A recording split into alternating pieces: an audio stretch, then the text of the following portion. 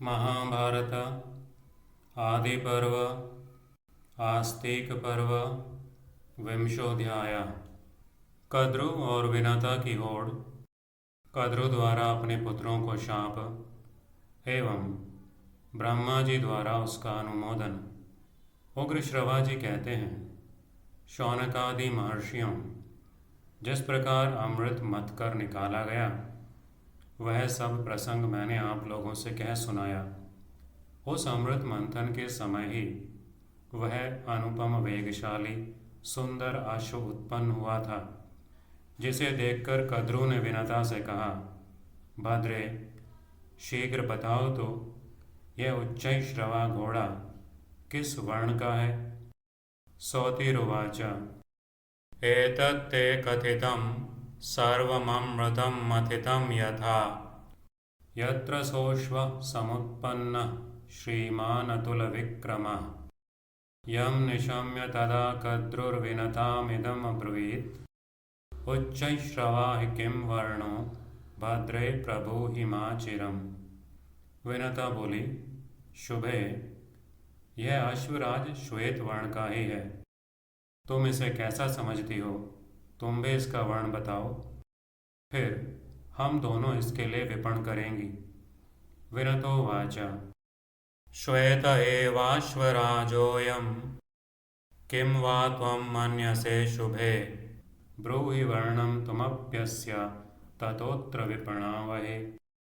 कद्रु ने कहा, पवित्र स्मिता वाली बहन, इस घोड़े का वर्ण तो अवश्य श्वेत है, किंतु इसकी पूंछ को मैं काले वर्ण का ही मानती हूँ। भामिनी, आओ, दासी होने का निश्चय कर मेरे साथ स्पर्धा करो। यदि तुम्हारी बात ठीक हुई तो मैं दासी बनकर रहूंगी, अन्यथा तुम्हें मेरी दासी बनना पड़ेगा।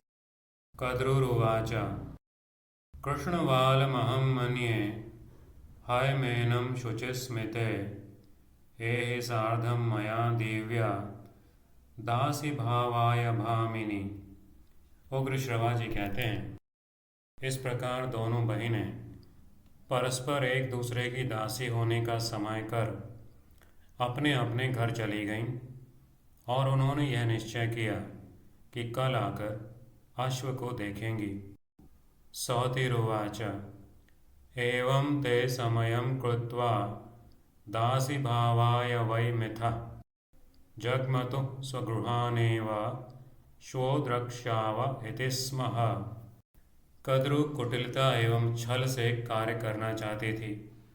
उसने अपने सहस्र पुत्रों को इस समय आज्ञा दी कि तुम काले वर्ण के बाल बनकर शीघ्र उस घोड़े की पूंछ में लग जाओ, जिससे मुझे दासी न होना पड़े।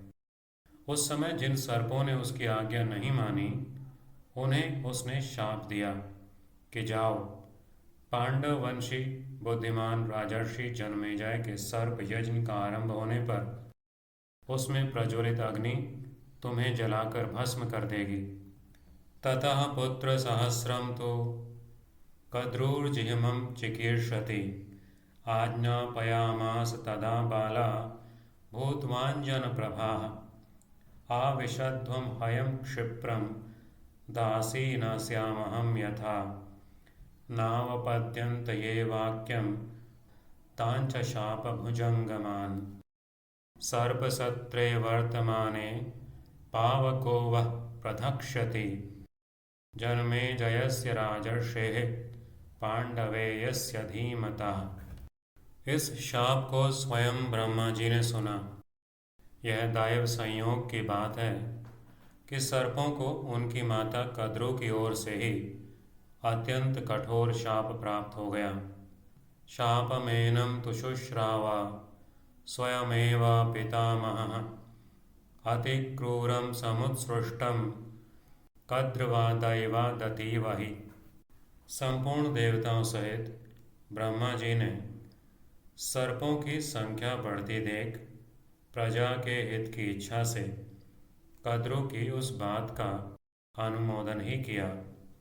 सार्धं देवगणैः सर्वैर्वाचं तामन्वमोदत बहुत्वं प्रेक्ष्य सर्पाणां प्रजानां हितकाम्यया। ये महाबली, दुस्सह पराक्रम तथा प्रचंड विष से युक्त हैं। अपने तीखे विष के कारण ये सदा दूसरों को पीड़ा देने के लिए दौड़ते रहते हैं। अतः समस्त प्राणियों के हित की दृष्टि से इन्हें शाप देकर माता कद्रू ने उचित ही किया है। जो सदा दूसरे प्राणियों को हानि पहुंचाते रहते हैं, उन पर दैव के द्वारा ही प्राणनाशक दंड आ पड़ता है। ऐसी बात कहकर ब्रह्मा जी ने कद्रू की प्रशंसा की और कश्यप जी को बुलाकर यह बात कही।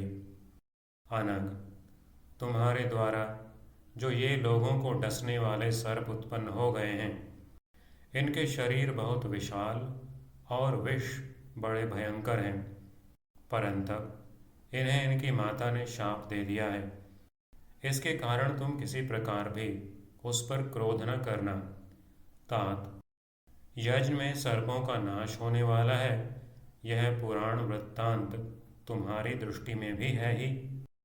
ऐसा कहकर सृष्टिकर्ता ब्रह्मा जी ने प्रजापति कश्यप को प्रसन्न करके उन महात्मा को सर्पों का विष उतारने की विद्या प्रदान की।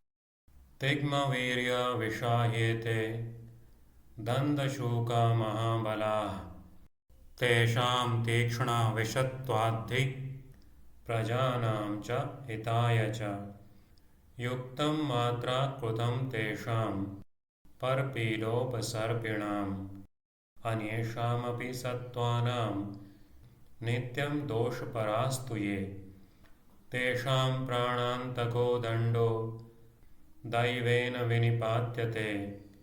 एवं सम्भाष्य देवस्तु पूज्य कद्रूं च तां तदा आहूय कश्यपं देवम् इदं वचनमब्रवीत्। यदेते दन्दशूकाश्च सर्पा जातस्त्वया नघ विशोल्बणा महाभोगा मात्रा शप्ताः परन्तप तत्र मन्युस्त्वया तात न कर्तव्यः कथंचन। इस प्रकार श्री महाभारत आदि पर्व के अंतर्गत आस्तिक पर्व में गरुड़ चरित विषयक 20वां अध्याय पूरा हुआ। इति श्री महाभारते आदि पर्वणि आस्तिक पर्वणि सपर्णे विंशोऽध्यायः।